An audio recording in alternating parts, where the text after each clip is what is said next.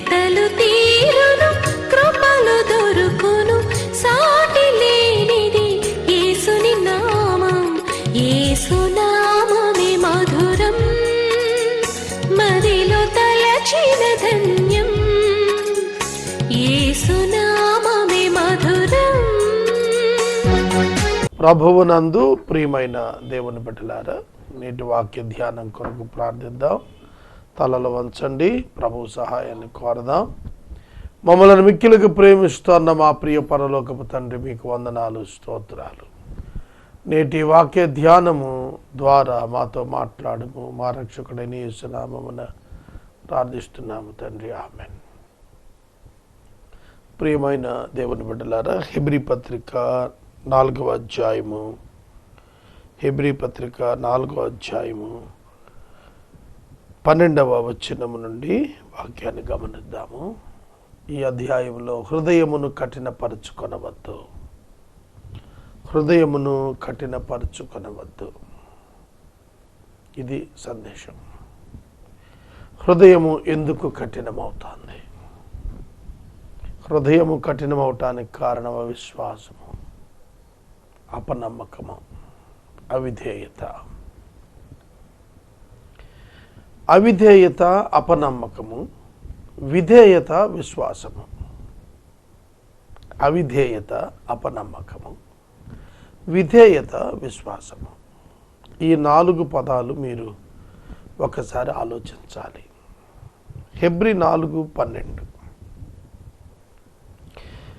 దేవుని వాక్యము సజీవమై బలము గలదై రెండంచులు గల ఎటువంటి ఖడ్గము కంటే వాడిగా ఉండి ప్రాణాత్మలను కీళ్లను మూలుగను విభజించునంత మట్టుకు దూరుచు హృదయము యొక్క తలంపులను ఆలోచనలను శోధించుచున్నది. దేవుని వాక్యాన్ని గురించి ఇంగ్లీష్ మాటలు చదువుదాం. For the word of God is living and active, sharper than any two-edged sword, piercing to the division of soul and the spirit, of joints and the marrow, and discerning the thoughts and the intentions of the heart. Thoughts and the intentions of the heart.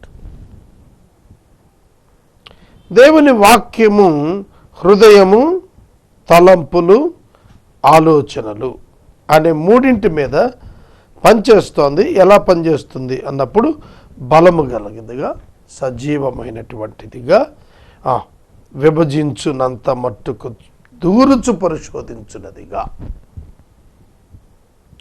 మనం scanning, x ray అనే పదాలు మనకు తెలుసు. ఎవరైనా ఒక శరీర అవయవములో ఏదైనా ఒక నొప్పి వచ్చినప్పుడు డాక్టర్స్ ఇమీడియట్గా వారికి ఒక ఎక్స్రే రాస్తారు. అంటే మనం పైనుంచి శరీరాన్ని చూస్తే లోపల అంతర్భాగాలు కనపడవు. ఒక ఎముక విరిగిందా లేదా అనేది తెలియాలి అని అంటే ఎక్స్రే తీస్తారు. లంగ్స్ ఎట్లా ఉన్నాయి అనేది తెలుసుకోవటానికి మొదట ఒక ఎక్స్రే తీస్తారు. అలా ప్రతిదీ కూడా ఎక్స్రేలు తీస్తారు. ఎక్స్రే రేస్ మన బాడీ గుండా అవతలకి వెళ్ళి మన బాడీ ఏ విధంగా లోపల ఉన్న కండిషను ఒక ఫిల్మ్ మీద ప్రింట్ చేస్తుంది. That is called x ray.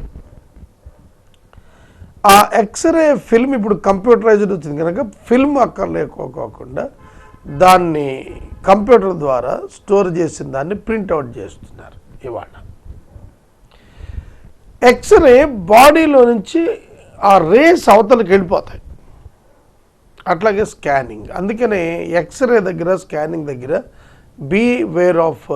Be careful, this is the place of radiance. ఈ చుట్టూతా కూడాను ఆ రేడియన్స్ అంతట్లో కూడా మనకు ఈ రేడియేషన్ ఉంటుంది అని చెప్పి చెబుతారు. అంటే అది మంచిది కాదు. రేడియేషన్ శరీర అంతర్భాగాలు పాడు చేస్తుంది కానీ జాగ్రత్తగా ఉండమంటారు. చూడండి, ఇది అంతర్భాగాల్లోనికి వెళ్తుంది. ఆ తర్వాత స్కానింగ్ రాస్తారు. స్కానింగ్లో కూడా తేలటం లేదు, రిజల్ట్ రావటం లేదు. అప్పుడు తర్వాత సిటీ స్కాన్ రాస్తాడు. సిటీ స్కాన్లో కూడా కొంత మేరకు వస్తుంది పిక్చర్. ఇంకా లేదంటే ఎంఆర్ఐ స్కాన్ రాస్తాడు. దానిలో కూడా రాలేదు అంటే అంతకంటే పవర్ఫుల్ స్కానర్స్ వచ్చేసాయి. ఏమిటి దీనిలో మనం గ్రహించాల్సింది? శరీర అంతర్భాగాలు పైకి కనపడవు, కానీ లోపల భాగాలు తెలుసుకోవటానికి స్కానింగ్ ఉంటుంది. అది ఏం చేస్తుంది? అది లోనికి వెళ్ళి మైన్యూట్ పార్ట్స్లోనికి కూడా వెళ్ళి దాని యొక్క పరిస్థితిని పిక్చర్ తీసి బయటకి ఇస్తుంది. ఎంతవరకు వెళ్తుందంటే మన స్కానింగ్ ఎముకలలో బోన్ మ్యారో ఎముక యొక్క లోపట ఉండేటువంటి మూలుగను ఎముకను విడిగా తీసి మనకు ఆ స్కాన్ తెలియచేస్తుంది. దేవుని వాక్యాన్ని గురించి రాశాడు. ఇప్పుడు అంటే స్కాన్స్ వచ్చాయి. 2000 సంవత్సరాల క్రితం ఏముంది? అక్కడ 2 అంచులు గల వాడిగల ఖడ్గములు ఎటువంటి దానికంటే అన్న చోట మచ్చేరియా అనే ఒక పదం వాడాడు.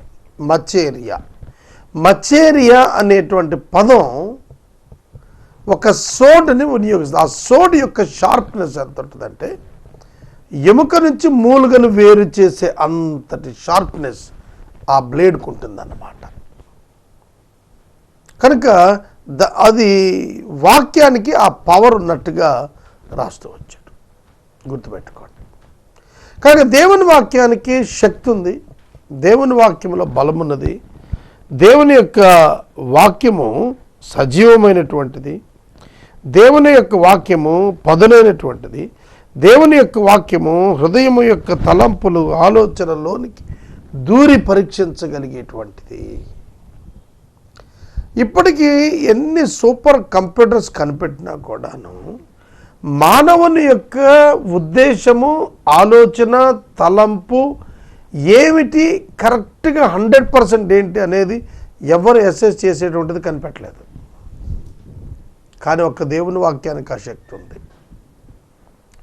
దేవుని వాక్యము మనకు మన హృదయాన్ని స్కాన్ చేసి చూపిస్తుంది. The word of God can show you the real condition of your heart. నీ తలంపులు ఎలా ఉన్నాయి, నీ ఆలోచనలు ఎలా ఉన్నాయి, నీ హృదయం ఏ విధంగా ఉంది అనేది నీకు తెలియచేయబడటానికి దేవుని యొక్క వాక్యము నీ అంతరంగంలో పనిచేస్తూ నీకు తెలియచేస్తుంది.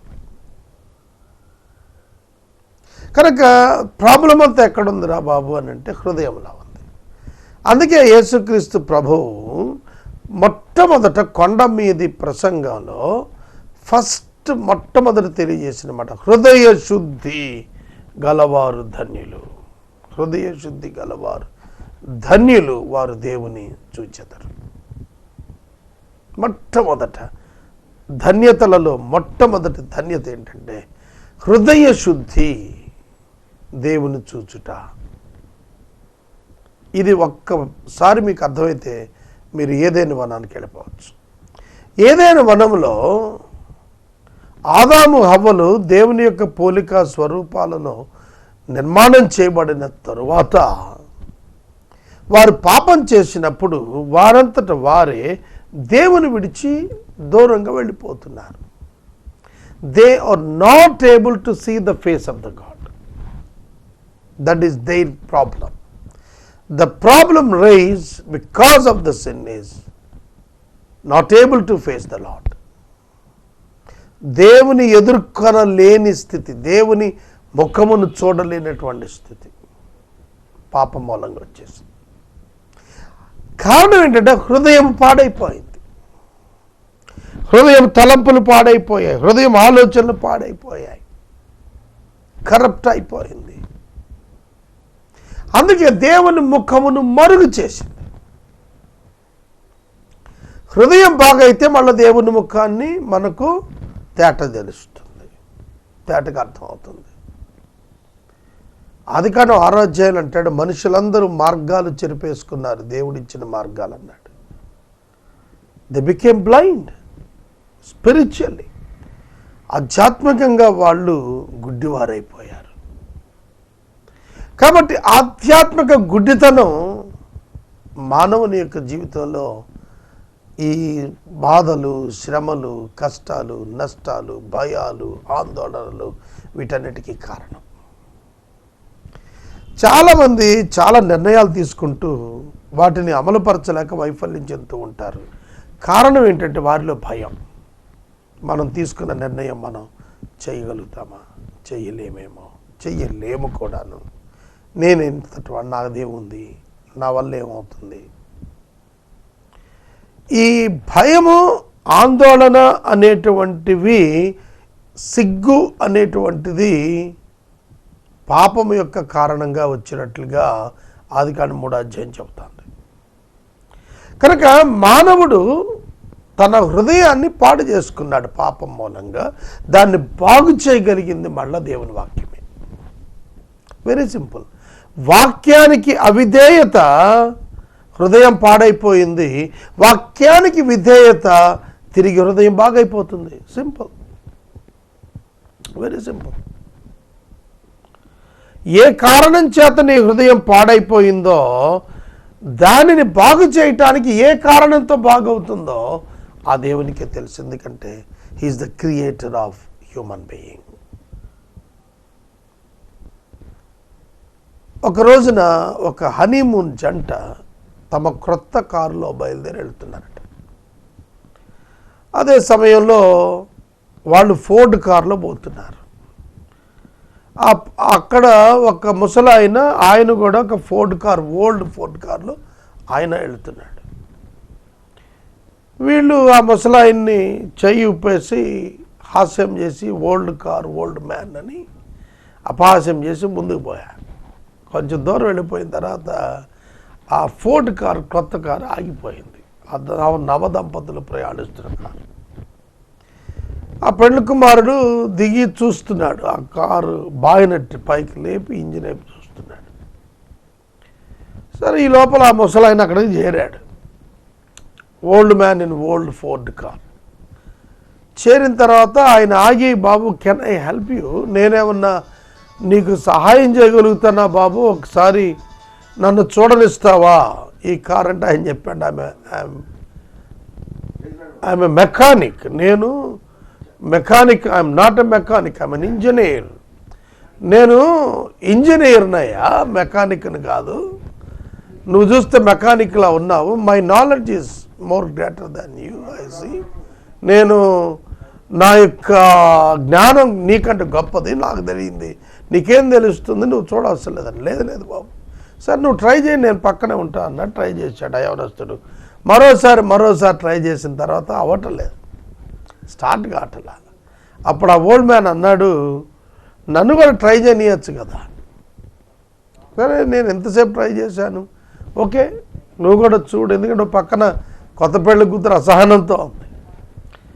ఆ ఓల్డ్ మ్యాన్ సింపుల్గా ఆ వెహికల్ దగ్గరికి వెళ్ళి చూసి దాన్ని ఏం చేశాడో వెంటనే స్టార్ట్ అయినప్పుడు ఆ యంగ్ మ్యాన్ చాలా సిగ్గుపడి కృతజ్ఞత చెప్పాడు. చాలా థ్యాంక్స్ అండి, మీరు చాలా సింపుల్గా కనబడుతుంటే మీరు ఏదో మెకానిక్ అనుకున్నాను. నేను ఇంజనీర్, ఆటోమొబైల్ మెకానికల్ ఇంజనీర్ నేను, కాబట్టి మిమ్మల్ని అట్లా అన్నాను అంటే చెప్పాడంట old man. Okay young man, I'm not only old man, my name is Ford, henry Ford. I'm the creator of this car, I designed this car. ఈ కార్కి డిజైనర్నే నేను రా నాయన, నా పేరు హెన్రీ ఫోర్డ్.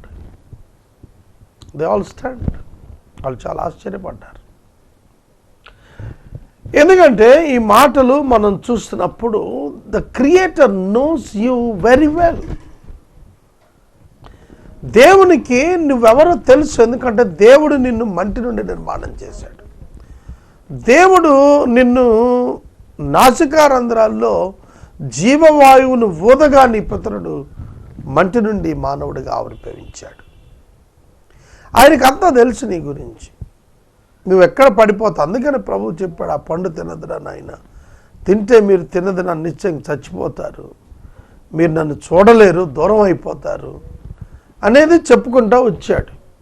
అలా చెప్పిన తర్వాత వారు వినలేదు, వారు సొంత ఇష్టానికే ప్రాధాన్యతను ఇచ్చారు. ఆ కారణం చేత వారికి సంభవించింది ఏమిటి మనకు తెలుసును. వారు దేవుని నుండి దూరం అయిపోయారు. వారి అంతరంగంలో పాపం ప్రవేశించింది. The trouble has started. చాలా పెద్ద సమస్య వచ్చేసింది. వాళ్ళు దాక్కున్నారు. చర్మపు చొక్కాయలు ప్రభు వారికి అనుగ్రహించే వరకు వారు ఆ కచ్చడాలతోనే ఉండిపోయారు. కాబట్టి వారికి ప్రభు బయటికి తీసుకుని వచ్చి వారితో మాట్లాడి వారి కొరకు ఒక పశువును వధింపజేసి వారికి చర్మం చొక్కాలు ధరింపజేసి వారు నా యొక్క ఏదేని నుండి బయటికి తీసుకుని వచ్చేసి అక్కడ వదిలిపెట్టలేదు. ఆనాటి నుండి దేవుడు మానవులను దర్శిస్తూనే వస్తూనే ఉన్నాడు, హెచ్చరిక చేస్తూనే ఉన్నాడు.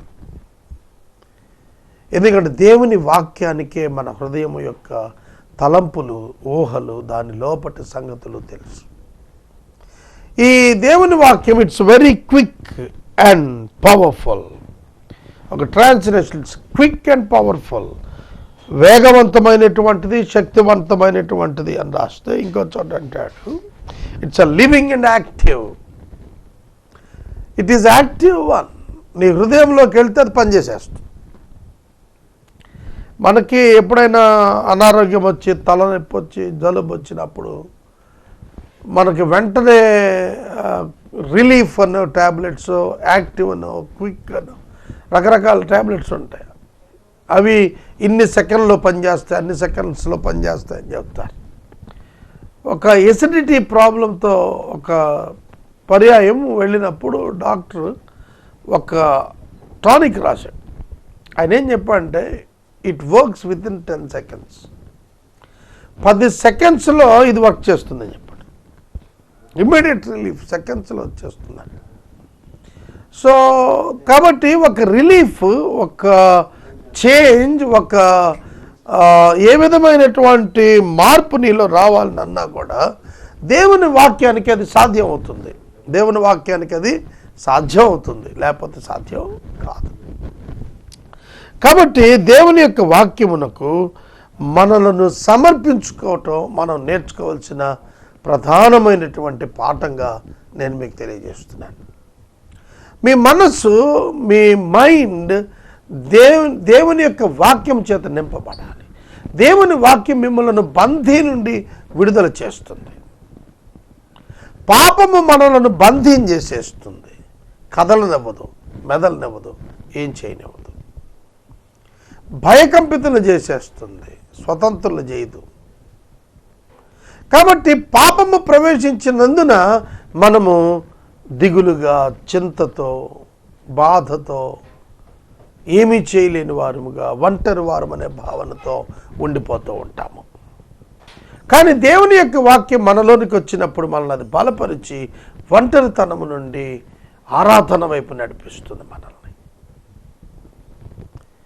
ఒకప్పుడు ఒంటరి వారమని అనే చింతతో, దిగులుతో ఉండేవారు యేసుక్రీస్తు ప్రభువునందు విశ్వాసం ఉంచిన తరువాత, వాక్యమునకు విధేయులైన తరువాత, వారి హృదయములో వాక్యము ప్రవేశించినప్పుడు, దాని యందు విశ్వాసము చేత వారు పనిచేయటం ప్రారంభించినప్పుడు వారి జీవితాల్లో ఒక శ్రేష్టమైన భద్రత, ఆనందము, తృప్తి, సంతోషము, ధైర్యము పుట్టుకొస్తాయి. దేవుడు ఒక మాట చెప్పాడు నోవాహును పిలిచి, బాబు, ఈ తరంలో నువ్వు కృప పొందావు, ఒక ఓడ నిర్మాణం చేసుకో, జలప్రళయం వచ్చేస్తుంది. జలప్రళయం వస్తుంది, ఓడను నిర్మాణం చేసుకో. మిగతా వాళ్ళందరూ ఎవరు నమ్మలేదు దాన్ని. మిగతా వాళ్ళకి డౌట్, జలప్రళయమా, ఎప్పుడు చూడలేదే, ఆకాశం నుండి నీరు రావటమా, ఎప్పుడు చరిత్రలో లేదే, ఇది చరిత్రలో లేనిది గురించి మాట్లాడుతున్నాడేంటి? there is reason to trust this, there is no reason to trust this. ఏ కారణం కనపడటం లేదు దీన్ని నమ్మటానికి, ఆధారం లేవేంటి? ఎస్, ఆధారం లేనప్పుడే నమ్మాడు. దేవుని వాక్యము నాకు మానవుడు ఎంత దూరం వెళ్ళిపోయాడంటే దేవుని వాక్యమును అనుమానించుతూనే ఉన్నాడు. దేవుని వాక్యాన్ని అనుమానిస్తాడు మానవుడు. ఈ రెండు ఏ విధమైన లోపం లేనివి.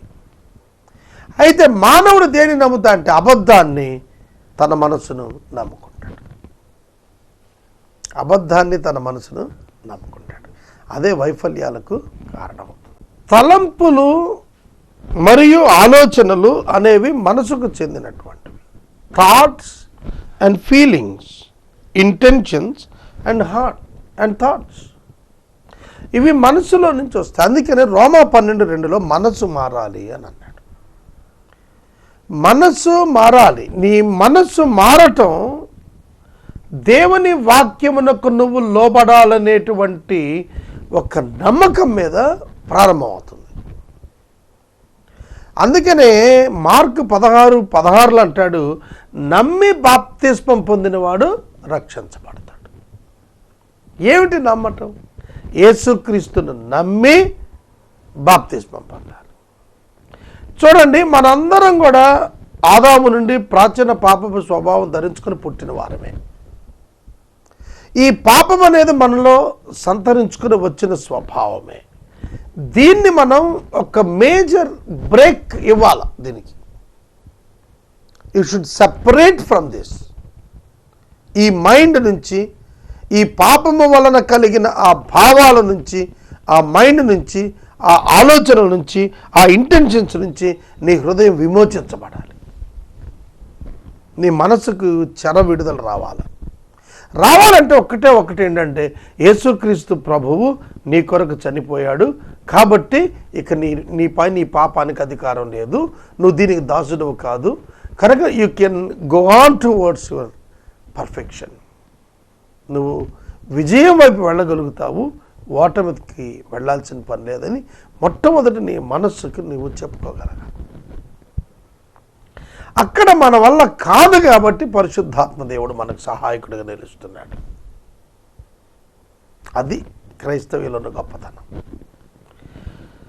సాధారణంగా మనస్సును మనం జయించుకోవాలని అనేక మంది యత్నాలు చేస్తున్నారు. ఇవాళ ఈ ఉదయకాలాన్ని చేసేటువంటి వ్యాయామాల్లో వచ్చినటువంటి విధానాలన్నీ కూడా అవే. శ్వాస మీద ధ్యాస లాంటివి. లేదంటే ఉదయాన్ని మనం గవర్నమెంట్ కూడా దాన్ని తీసుకొచ్చి చేయిస్తూ ఉన్నారు. మెడిటేషన్స్ ద్వారా మార్పు చెందొచ్చని, ధ్యానాల ద్వారా మార్పు చెందొచ్చని, లేదంటే తరగతులలో కూడా ప్రవేశపెట్టండి అని చెప్పి ప్రయత్నం చేస్తున్నారు. ఇవన్నీ కూడా యోగా చేత మార్పు తెచ్చు. ఇవన్నీ కూడా మనసు మీద పనిచేయటం కొరకు మానవుడు చేసుకున్న ప్రయత్నాలు. అయితే దేవుని వాక్యము ఎంత బలమైనదంటే, పరిశుద్ధాత్మ శక్తి చేత నీలో ఆలోచనలో, నీ ఉద్దేశాలలో, నీ తలంపులలో మార్పును ఆయన తీసుకొని రాగలుగుతాడు. ఇక్కడే శాస్త్రవేత్తలకు విశ్వాసులకు వ్యత్యాసం వచ్చింది. బ్రూస్ లిప్టన్ లాంటి మహామేధావులు అనేక అంశాలు పరిశోధన ద్వారా తెలుసుకున్న తర్వాత మెదడుకే ఈ శక్తి ఉంది అనేటువంటి ఒక భావానికి వచ్చి, దాని చేత ఫలానాది సాధించవచ్చు అనేటువంటివి కనుగొంటూ వెళుతున్నప్పుడు వారికి అర్థం కానిది ఏంటంటే, అలాంటి మేధస్సును తయారు చేసినటువంటి దేవుడు ఎందుకు దాన్ని చేశాడు? ఏమిటది? ఎందుకు మానవుడికి ఇంత మేధస్సు వచ్చినా తప్పులే చేస్తున్నాడు, పాపాలే చేస్తున్నాడు, అక్రమంగానే బ్రతుకుతున్నాడు? కారణం ఏంటంటే, వారు తెలుసుకుంటారు కానీ దాన్ని జయించలేకపోతున్నారు. అక్కడే పరిశుద్ధాత్మ శక్తి అవసరమైంది. మనస్సు మారి రూపాంతరం ఒకటి వలన మీరు ట్రాన్స్ఫార్మ్ కమ్మంటున్నాడు. ఇట్టి సేవయుక్తమైనటువంటిది అని అన్నాడు. కాబట్టి మనకు మారు మనస్సును గురించి మొట్టమొదటి బైబిల్ బోధించింది. మార్కు 1:14 మారు మనసు పొందండి, దేవుని రాజ్యం సమీపించింది. దేవుని రాజ్యం సమీపించింది అన్నప్పుడు టైం గురించి మనం అర్థం చేసుకోవాలి. కాలం అయిపోతుంది, కాలం సంపూర్ణం అయిపోయింది, దేవుని రాజ్యం సమీపించేసింది. ఇంకా మారు మనసు పొందండి. Give your heart to your God, to repair it, to clean it, to transform it, to change it. మార్పు కొరకు, రూపాంతరం కొరకు, శుభ్రం చేయటం కొరకు నీ హృదయాన్ని దేవునికి అప్పచెప్పాలి. అప్పుడు పరిశుద్ధాత్మ దేవుడు మన అంతరంగంలో, మన మనస్సులో నివాసం ఉండి ఆయన మనలను టేక్ ఓవర్ చేస్తాడు. ఆయన మనపై ఆధిపత్యం తీసుకుంటాడు. ఆయనకు మనం ఆధిపత్యం ఇవ్వగలుగుతాం. అందుకనే వాక్యంలో ఉన్నటువంటి శక్తి మనుషులను, అంటే దేవుని ద్వారా పలుకుబడిన మాట మన మనసుపై దాని ప్రభావాన్ని చూపిస్తుంది. దానికి దేవుడే సహాయకుడిగా నిలబడతాడు. కనుక మీ హృదయాలు మారాలి. హృదయాలు మారకుండా, మారు మనసు లేకుండా నీ జీవితం మారదు.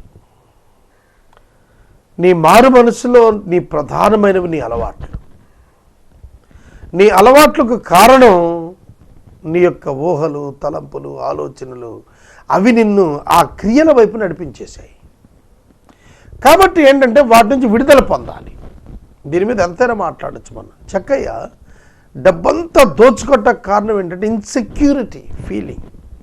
డబ్బు లేకపోతే మనం బతకలేము అనే ఒక అభద్రతా భావం ఫ్రమ్ చైల్డ్హుడ్ బిల్డ్ అయిపోయింది. అందుకే అతను అట్లా దాచుకున్నాడు, దోచుకున్నాడు.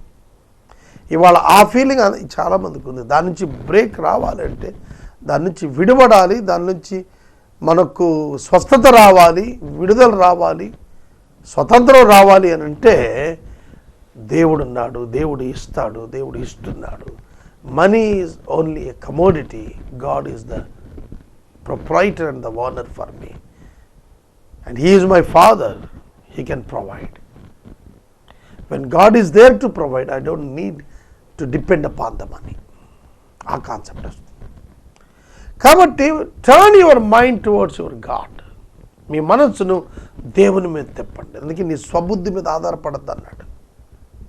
సామెతల గ్రంథంలో సొలొమోను గారు రాస్తూ, నీ స్వబుద్ధి మీద ఆధారపడక దేవునిపై ఆధారపడ పూర్ణ శాంతి గలవానిగా చేస్తాడు అన్నాడు. ఇవాళ కోటీశ్వర్లకు శాంతి లేదు, అధికారంలో ఉన్న వాళ్ళకి శాంతి లేదు, ధనవంతులకు శాంతి లేదు, విద్యావంతులుగా అనుకున్న వాళ్ళకి శాంతి లేదు. కారణము వారి హృదయం మారలేదు. వారి హృదయంలో అంధకారం పోలేదు, వారి హృదయంలో పాపం పోలేదు, దాని ప్రభావం పోలేదు, మరణం యొక్క భయం పోలేదు. కాబట్టి వాక్యానికి చోటివ్వండి. అది మీ అంతరంగంలోనికి చొచ్చుకుని వెళ్తుంది. ఏ స్కానింగ్లోనూ రాదు మానవ బ్రెయిన్ ఏంటి, వాడి ఆలోచన ఏంటని. మీరు నార్కో అనాలిసిస్ చేసినా ఆ తర్వాత వాడు చెప్పాల్సిందే తప్ప, తను చెబితేనే తప్ప ఈ ఆలోచన చేశాడని బయటోడు కనుక్కోలేడు దాన్ని.